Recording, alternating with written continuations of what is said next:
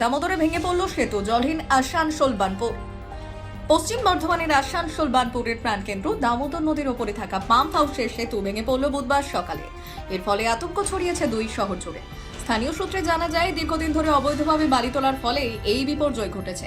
নদীর বুকে তৈরি হওয়া পাম্প হাউস সংযুক্ত সেতু আচমকাই ভেঙে পড়ে, আর এর ফলে ওই পথ দিয়ে আর পানীয় জল সরবরাহ সম্ভব নয়। বাম নেতৃত্বের অভিযোগ, শাসক দলের মদতেই চলছে বালি মাফিয়াদের দৌরাত্ম্য, যার পরিণতিতে এই বিপর্যয়। যদিও অভিযোগ খারিজ করেছে তৃণমূল।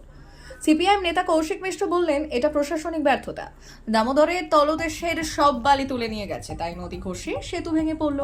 আসানসোল ও বার্নপুর শহরে যখন জল সংকটের আশঙ্কা চরমে, পাম্প হাউসের সংযোগ বিচ্ছিন্ন হওয়ায় জলের সরবরাহ বন্ধ হয়ে যেতে পারে বলে আশঙ্কা করছেন স্থানীয় বাসিন্দারা। পুরসভা সূত্রে খবর, দ্রুত বিকল্প ব্যবস্থা নেওয়া হচ্ছে। পরিস্থিতি সামাল দিতে জল ট্যাঙ্কারের সাহায্য নেওয়া হতে পারে। বিষয়টি নিয়ে তদন্তের দাবি তুলেছেন বিজেপি নেতারাও। পরিবেশবিদদের প্রশ্ন, কতদিন এভাবে প্রকৃতির ক্ষতি করে চলবে প্রশাসন? বিগত দিনে যে সমস্ত বালি বোট চলেছে, বালি এখানে পিলারগুলোকে 40 ফুট বালিতে ধরেছিল। বালি বোট চলার পরে বালি অনেক এখান থেকে চলে গেছে, ক্ষয় হয়ে গেছে। স্বভাবত পিলারগুলো নড়বড়ে হয়ে গেছে, আর ধরে রাখার ক্ষমতা নাই। যা যে বালিতে ধরেছিল সেই বালি যদি চলে যায়, তাহলে পিলার তো ওইভাবে একটা পিলার পড়ে গেল। পিলার পড়ে যাওয়ার ফলে বিপত্তি ঘটে গেল, ওটা জল ব্যবস্থাটা পাঞ্চাল হয়ে গেল। মানে এই যে দেখা যাচ্ছে যে এটা তো তাও কত বছরের পুরনো, যে এরকম ভাবে হঠাৎ ভেঙে পড়লো। কি এই 1993 সালে এটা 14ই অক্টোবর এটার পাম্প হাউসটার উদ্বোধন হয়েছিল। মাননীয় মুখ্যমন্ত্রী জ্যোতিবাবু উদ্বোধন করেছিলেন 1993 14ই অক্টোবর।